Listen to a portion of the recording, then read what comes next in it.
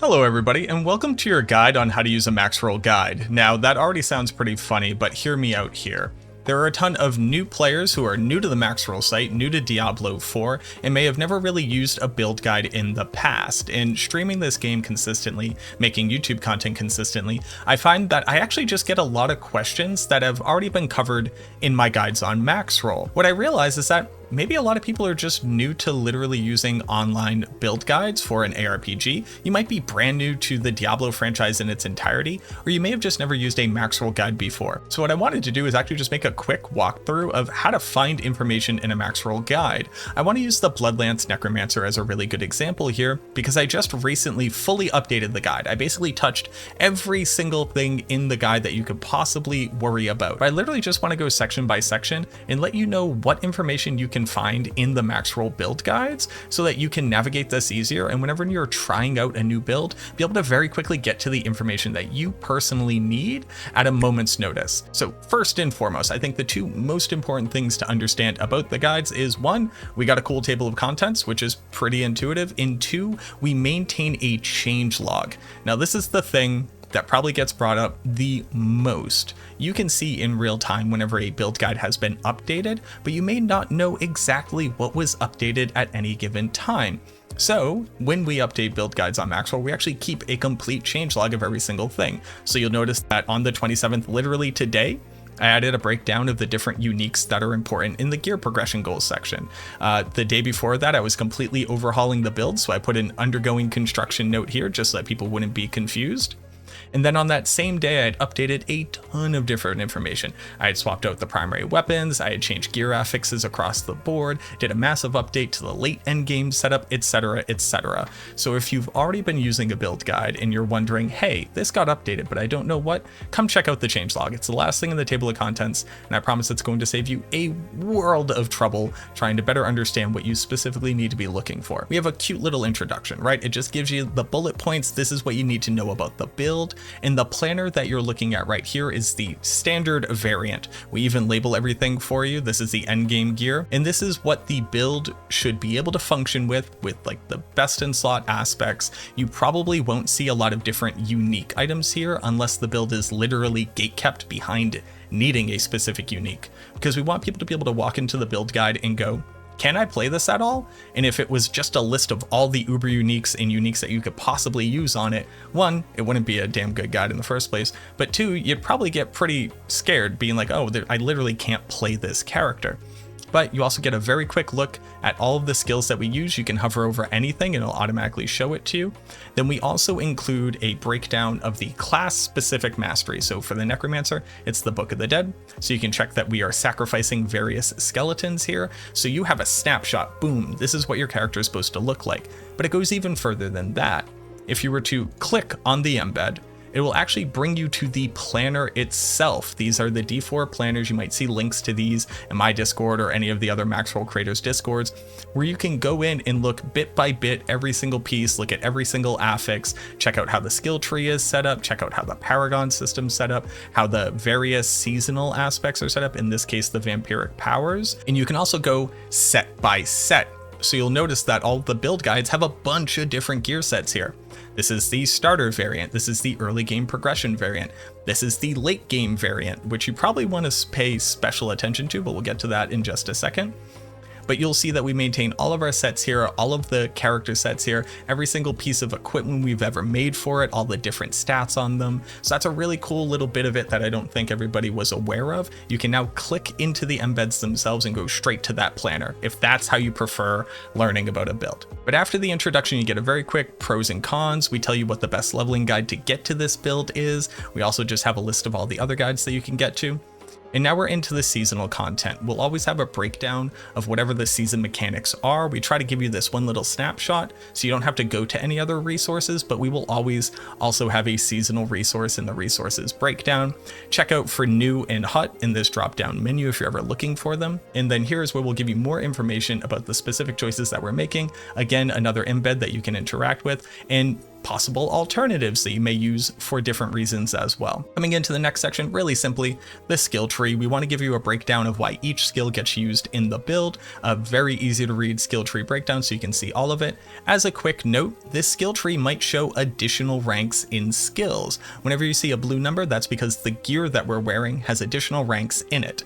The reason why we include that is so that you have a better idea of what your skill rank should look like if you have similar gear to what we recommend in the build guide.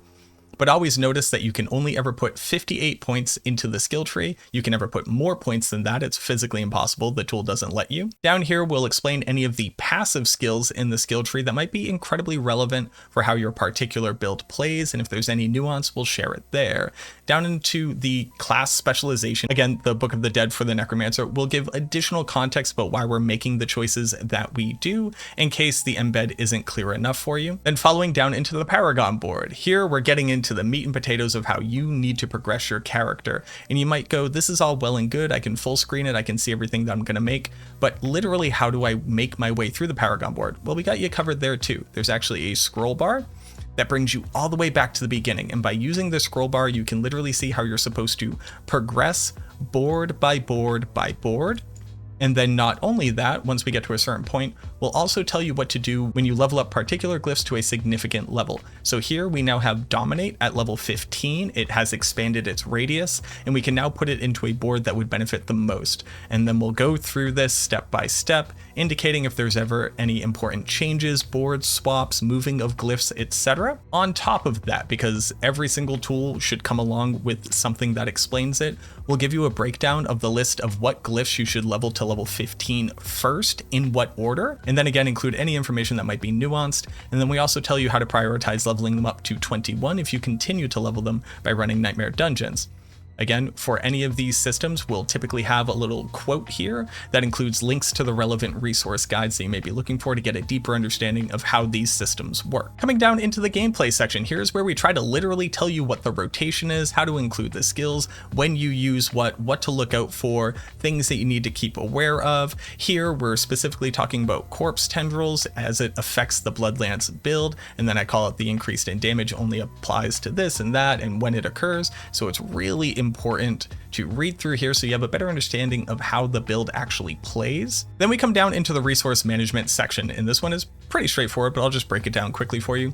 It turns out that most builds need to be able to generate their primary resource. You need energy to use your cool skills. Here's where we break down the best tools for you to be able to do that on this build, and again explain any nuance about when you would use one over the other, or how to prioritize them, or what specific things about your build interact with your resource generators, so you have a better idea of how you're supposed to be managing it, so that when you're out in the battlefield, you're not sitting there going, why can't I possibly keep up with what the gameplay style is supposed to require? You should probably check this in just in case you don't have a complete clear picture of exactly what you need to be doing. And then this is probably the most important section in the guide as far as I'm concerned. We're talking about endgame gear and skill progression, and basically these are just your progression goals as a whole. First, we'll explain any aspects that you should go get inside of the Codex of Power. This will require you to run specific dungeons to be able to go get them. You can hover everything, you can click them, and it'll bring you directly to the dungeon guide. Following that, we'll then highlight aspects that you can't actually get from running a Codex of Power dungeon, but you could get by running various dungeons, Nightmare Dungeons, Hell Tides, and Tree of Whispers, or gambling. So these are aspects that are going to be core to the build, and the reasons why they're very important for your build, and how you're supposed to incorporate them later on. And then some build guides at this point will also include a complete list of all of the unique items that you need to acquire for the different variants or gear setups that this build has at its disposal. Again, we'll highlight all of the resources that you can go and check out, especially the new endgame bosses section, where you can go dive into any one of the endgame bosses and get a better idea of how you need to fight them, what their mechanics are, etc. Really stoked. The team did an amazing job on these boss guides. They are wonderful. I love going through them and looking at them because I don't actually sit there and pay enough attention to boss mechanics. And then you can also check the list of various uniques that you can target from these bosses as well. And then here is the actual progression setup. This is right here actually the most important thing. When you first walk into an endgame guide, we assume you're at least level 50, probably a bit higher, and that you're trying to work your way through World Tier 4. That is what the Diablo team considers to be the endgame, the 50 to 100 progression cycle that includes all of the different content that you can possibly run. Here you'll find a similar planner with item power level 600 with the bare minimum aspects that we recommend for you to be able to play the build with. We'll explain the nuances of which aspects you should use at what point, when you should swap them out, whether or not you should use them on your amulet or a two-handed weapon, etc. You'll notice that we always upgrade the amulet, the boots, and the weapon because at least 2 to 3 upgrades here are really important for you to be able to continue to progress and feel that power spike as you level. We'll highlight the differences in the skills. We'll highlight the differences in your class specialization like the Book of the Dead. If there's a change to Paragon, if there's a change to the skill tree, if there's a change to the seasons mechanic, we'll include those here as well. So if you don't see anything, you should assume that you're using the standard setup that you saw at the top of the guide. Walking into the early end game, the expectation here is that you at least have the aspects that we recommend for the build. You probably don't have any of the unique items. We're not looking for perfect gear here. We're not looking for perfect aspects, but you at least have all of the tools that you would need to be able to pilot the build as it's intended. Again, we'll call out any changes to the gear, where you should move aspects, why certain things are important. And then here you'll notice you have a couple more upgrades. They're not fully maxed out. None of the stats are really perfect. They're only item power 700. And then where all the various aspects are going to sit on the build before they either are cemented into that position or replaced by a unique item. Similarly, we'll call out any changes to the skill tree, Paragon, etc. that you need to be aware of. Walking into the late endgame, what this means is the most all-around version of the build. This is the jack-of-all-trades version of the build, the items that we think you should be using bare minimum to be able to pilot it effectively in the late endgame, whether you're doing Nightmare Dungeons, bossing, Hell Tides, etc. While there may be specializations that these builds can do, they'll be included a little bit further down below, but this is what your build should look like if you were to have the gear that defines that build. You'll start to notice the inclusion of unique items. You may notice a change in weapons or a different orientation of the aspects if you move things to pieces of gear that are a bit more permanent at this point. If there are changes at this point, so for this example, the Bloodlance Necromancer eventually starts to focus on pure crit chance to be able to benefit from Banished Lord's multiplier of crit overpowered damage. As such, we changed the Book of the Dead to be able to incorporate the critical strike damage multiplier from Iron Golem as opposed to what we had previously. And then the Paragon boards at the late endgame have also been re-min-maxed. Now, in certain scenarios, you can't just keep progressing the Paragon board because you'll notice that I took basically the foundational Paragon board here, that's typically the second one you build into, and now I'm building into it last. So there's no way for us to include this type of information up above in the general version of the endgame guide because it would confuse most people. How is it that this is all of a sudden my last board when it used to be my second board? How is that possible? So we'll include this type of information in these different build variants so that we don't confuse the general populace. You have the best progression experience that you possibly can. And then once you're in the late game, you probably have the actual resources that you need to be able to go fully respec your Paragon board, to be able to fully respec your aspects, to be able to fully upgrade your gear, etc. Build scaling and stat priorities. Here's where we break down what's important for your damage and what's important for your defense, and we go even further. We fully outline the best gems to be using for your character, where to socket them. We also outline the best elixirs, whether it's a crafted elixir or a dropped elixir. And then while I go a little bit beyond here, I also recommend each different type of incense, and bare minimum every build guide will recommend the best type of incense for you. But if you're wondering, hey, I finally have a good one-handed weapon, what is my stat prioritization? What am I looking for? Well, we highlight it here for you. You should always find at least 4 recommended stats, which are probably going to be the best stats for the weapon possible. So for an overpower build, I'm looking at overpower, core skill damage, intelligence, and then all stats. In addition to that, there might be other stats which are good or not useless to have on your gear, so there'll typically be a 5th or a 6th different stat that's recommended here. And while again, they may not be the best, they are good enough that if you were to find it on that piece of gear, you wouldn't just toss it away. We'll also recommend what aspect to put on what piece of gear so you don't have to keep moving them around in case you're trying to swap from one version of the build to another version of the build. You may find some unique items are recommended in the gear stat priority list. You might go, oh, if it's not here, that means I shouldn't use it. It's a common misconception, specifically for the example of the blood builds on the Necromancer. You can, in most circumstances, just choose to wear Temerity, the unique pants, instead of whatever pants are currently recommended on the build. The reason why is because they probably support the same gameplay style, or they may be interchangeable as far as their value is concerned. Some people will include all the unique items here. I like to recommend only aspects here because everybody can assume that given enough time, they will find gear and they will find aspects.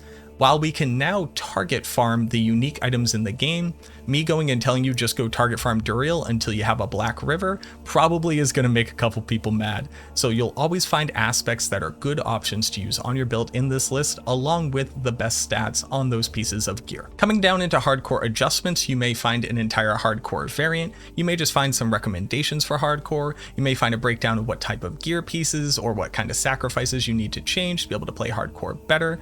Some builds just don't need a full hardcore variant, so you may not find it down here, and you might just find some notes like, hey, keep this in mind if you are playing hardcore. We also obviously have a hardcore resource that you should go read so you can learn the ins and outs of how to survive. And then we get down into the level 100 endgame variants. These will typically include your speed farming, boss killing, Echo of Lilith. If you have like a particular strategy that build can employ, you'll find it down here.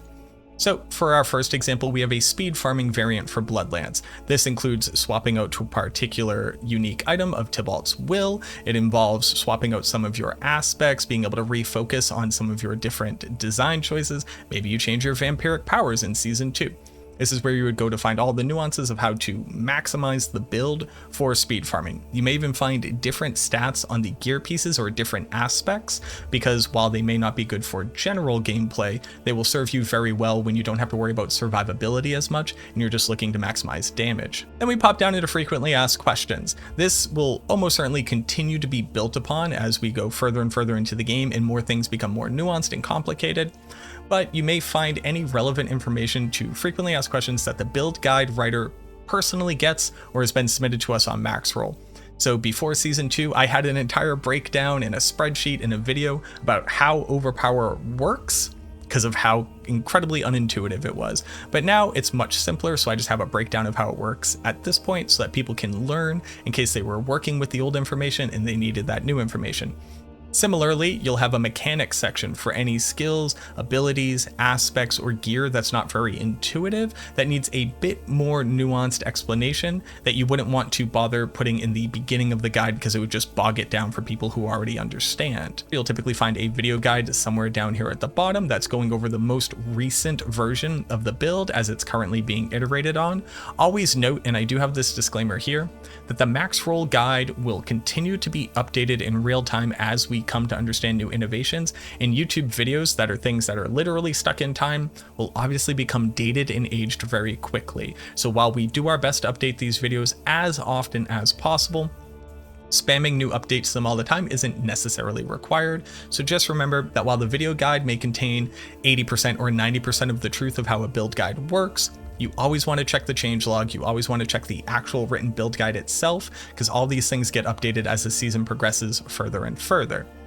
If you really enjoyed the guide, or maybe you didn't find something that you were exactly looking for, we'll have recommendations for other guides that are specific to the class, and then general guides that are probably important for you to read, and these would be incredibly good tools for you to at least peruse a little bit. But there you go. This is how I would best recommend using a Maxroll guide. Again, if you're new to the website, if you're new to a build, if you're new to a class, if Diablo 4 is your first ARPG, or if you're a returning veteran and you go, hey, I'd love to find the information, I don't know exactly where to look. Thank you so much for watching this video. As always, I truly hope that it helps, and I look forward to seeing you in the next one.